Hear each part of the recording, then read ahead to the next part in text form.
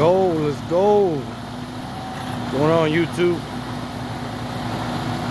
Today's March 2nd, 2022, and we finally got our decals for the truck. It's official, everybody.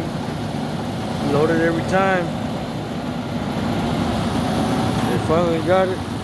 Let me know what you guys think. Pretty soon, got a lot of projects coming in.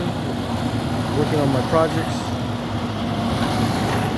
Today we've just been hauling chassis all day. This is our second one for today. Just check out the lights,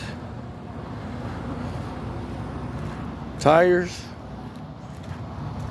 locked, axle's locked.